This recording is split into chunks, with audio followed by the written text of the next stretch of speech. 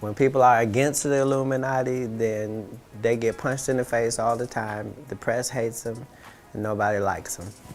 Have you heard the rumor that Barack Obama and Jennifer Aniston had an affair that ended his marriage?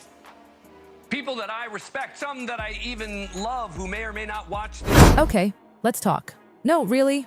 We need to talk about what just exploded all over the internet, because the name Katt Williams just blew the lid off one of the biggest illusions we've ever seen. And no, it's not just comedy, it's messy. Was Barack Obama's presidency just a pretty illusion? Something polished up to make us feel good while hiding secrets we were never supposed to notice? That question, that wild, bold question, is exactly what's lighting up feeds and forums right now. And guess who threw gasoline on that fire? Katt freakin' Williams. In one of his latest routines, now going absolutely viral, he didn't just clown around. He ripped into Obama's carefully crafted image. While most folks can't stop praising Obama for being cool, calm, collected, Katt went in hard. He straight up called Obama a white-friendly black man, basically a product tailor-made to be palatable for the mainstream crowd, not someone who actually came from the streets like people thought. And honestly, it wasn't just a roast. It sounded like a full-on truth bomb dressed up in jokes, because while everyone else was swooning over Obama's swag, Katt was over there going, "Is this dude real or is he a brand?" And suddenly the laughter stopped, because now people are thinking, was Obama a genuine symbol of progress or a mannequin propped up for the public while the real stuff happened behind the curtain? The thing is, so the Bidens and the Obamas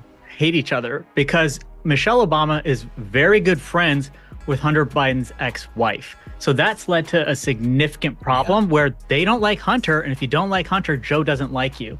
So I would not be surprised if Holmes is right on with this of like, oh, well, why don't we do this? It's like, oh man, you give us problems, maybe you can have a problem. But wait, Katt didn't stop there. Oh no, he kept going, and this time he went deeper. We're talking cultural engineering level deep, like something bigger is going on kind of deep. He suggested Obama's entire presidency might have been more about fitting in than shaking things up. That instead of revolution, we got compliance. And the wild part, years ago, people laughed it off. But now, those same lines from Katt's act are starting to sound like they were warnings. Prophecies even. Because look around. The social shifts that started back then, we're still feeling them. And one debate is blowing up big. LGBTQ mentors in schools. How did we get here? And what does it really say about the priorities that came out of Obama's time in office? Not been funded. They pay you to not talk about things they don't want you to talk about. They tell you that themselves. This next part, it gets spicy. So, let's connect the dots. Critics, especially from conservative circles, have never been quiet about accusing Obama of pushing a so-called pro-homosexuality agenda. Yeah, that's a loaded phrase. But whether you agree or not, that phrase keeps popping up. Under Obama, LGBTQ visibility didn't just increase, it skyrocketed. Rainbow lights on the White House? Check. Federal protections? Check. And depending on who you ask, that was either long overdue or way too much. Now fast forward to today's classrooms. We're not just talking about teaching diversity. We're talking about hiring mentors based solely on their LGBTQ identity. Is that really about inclusion, or is it, like some say, straight up indoctrination? And just when the heat was rising, bam, Joan Rivers enters the chat. Oh yes, she went there. Just weeks before she went in for a so-called routine throat procedure that went horribly wrong. Joan casually told a reporter, "We already have a homosexual president. And Michelle, she's a transgender." Wait, what? She said it with zero hesitation, like it was old news, like, duh. And when the reporter asked her to explain, she doubled down, calm, cold, confident. "A transgender we all know," she said. "We all know?" That moment, it sent shockwaves. Some laughed, others gasped, but you bet a whole silent crowd leaned in close. Because Joan didn't stutter, didn't giggle, didn't wink. She just said it. I mean, there's, not to add insult to injury, but there's a Daily Mail report out today saying Kamala Harris's marriage may be on the rocks. Like everybody's on the rocks. Again, I will say I love the Daily Mail, but the sourcing appeared weak. It was like people who know the couple, but like, I don't know if it's any better than that. But they're saying she's blaming him in part for her loss because he turned out to be such a hot mess liability. You buy it? Look, Joan Rivers was the queen of controversy. That woman had jokes for everybody and she didn't care who got mad. But this wasn't about fashion flops or lip injections. This was a direct hit at the Obama's public image. And then, boom, less than 2 months later, she's dead. Not from a disease, not from anything expected, just a throat procedure. Routine, normal, except it wasn't. Investigations showed her vitals crashed, oxygen tanked, and nobody reacted fast enough. Coincidence or something darker? Because right after dropping that bombshell interview, Joan's life just ends? People started talking shocking, hard. Some called it an assassination by negligence, said she revealed something she wasn't supposed to say, and they made sure she'd never say more. And you know what made it even weirder? That clinic admitted fault, paid a malpractice settlement to her daughter Melissa. No official link to the Obamas, of course. They even sent Melissa a handwritten condolence letter praising Joan's humor and intellect. But hold up, if her claims were just crazy talk, why even acknowledge them with such grace? Some say it was class, others say damage control. At all, but if it is true, it truly would be a political earthquake in Yes. Democrat circles. Never mind America. I don't remember a presidential divorce in modern history. And as if Joan's mic drop moment and sudden death weren't already eerie enough, more fuel got thrown on this flaming mess. Enter Larry Sinclair.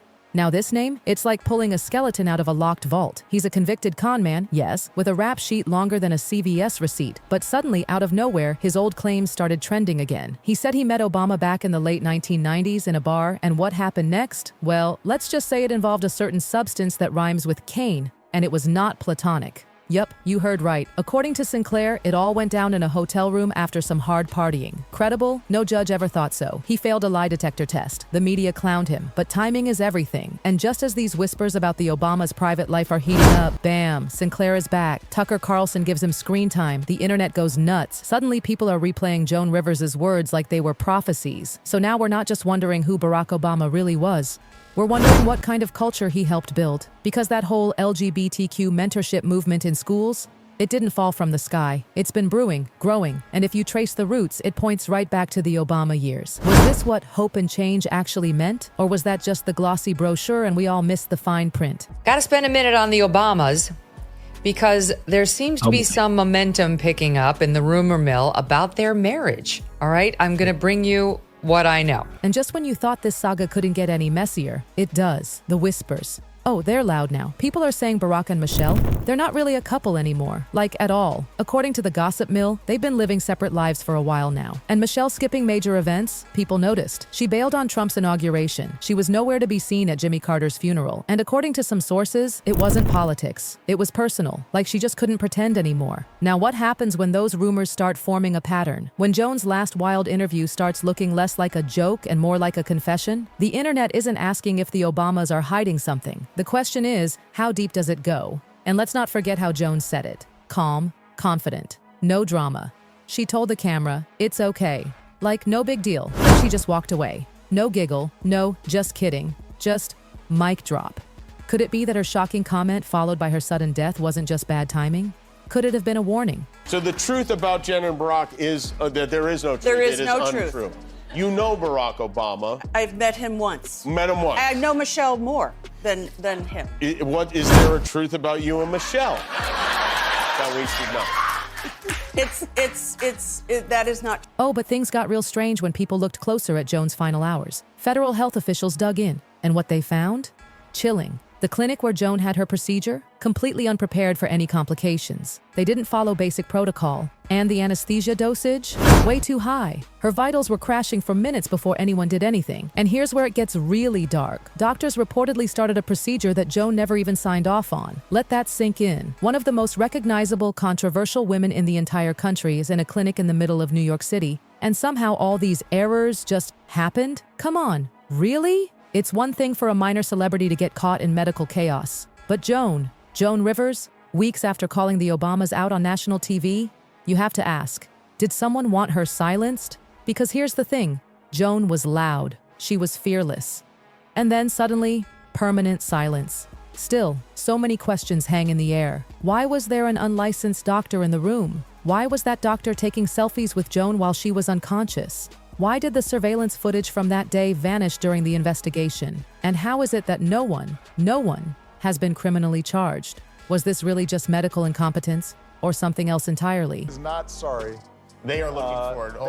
All the women in your life are looking forward. All the women in my life are looking forward to being able to, live a more normal life. Yeah, but still not entirely normal. Obviously, everybody's under the microscope at all times. A little bit more. And you're staying in Washington, D.C., which is unusual for an exiting president. But this rabbit hole, it doesn't stop with Joan. Oh no, it keeps twisting deeper.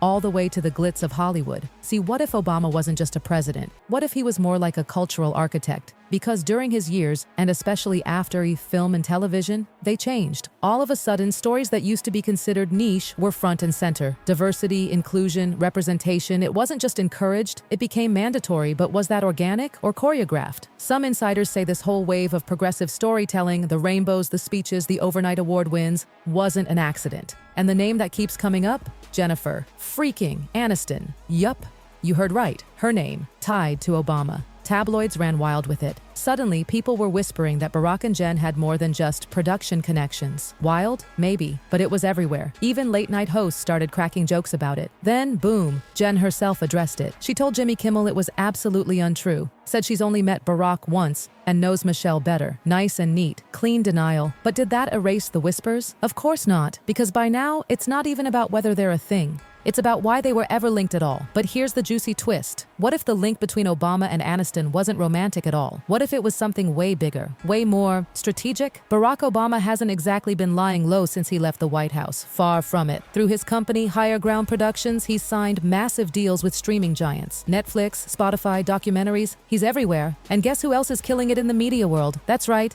Jennifer Aniston. With her Apple TV success and that girl next door glow, she's one of the most likable faces in Hollywood. So now people are asking, is this about power moves? Think about it. Barack's got the political credibility, Jen's got cultural influence. Together, they could shape minds without anyone even realizing it. If public trust is the new currency, Obama and Aniston are practically a gold mine. And here's where things get even chillier. What if Obama's second act isn't about politics anymore? What if it's about storytelling, controlling the narrative through entertainment instead of laws? Because now we've got an entire generation raised on Netflix and streaming. They're not watching debates, they're watching dramas, carefully curated dramas. So was the timing of this sudden progressive flood on TV just coincidence? Or was it planned? Waiting for the perfect Hollywood allies to carry the message forward? Well, according to longtime industry insiders, the ones who whisper off the record, Obama's reach in Hollywood goes way deeper than people think, like casting calls deep, storyline decisions, awards buzz, and then came that podcast, hosted by real DC insiders. They dropped the bomb. The Obamas are living separate lives. Not from tabloids, not from some YouTube conspiracy page, but from real reporters with real political access. And just as all this was heating up to a boiling point, boom, another ghost from the past rises. Larry Sinclair again. Yep, the same man with that wild, explicit limo night story about Obama. That same 1999 rendezvous filled with drugs and alleged hookups, which of course only makes people more suspicious, because sometimes the biggest threat to a public figure isn't whether something is true, but whether enough people believe it could be. And now we're at the part no one wants to touch. What if even one piece of Larry Sinclair's story is real? Just one paragraph of it? What else don't we know? How much of Obama's past was scrubbed clean? And now? That rumor mill's spinning like crazy again. Fantasy, coincidence, or something nobody wants to confirm because it hits too close to home? And here's where it gets straight up surreal. For every denial, a new breadcrumb appears. A cryptic Instagram post, a no-show at a big event, a weird look between Barack and Michelle. It's like the universe is begging us to read between the lines, and we're all just watching it unfold like a season finale, thinking it's fiction. But what if it isn't?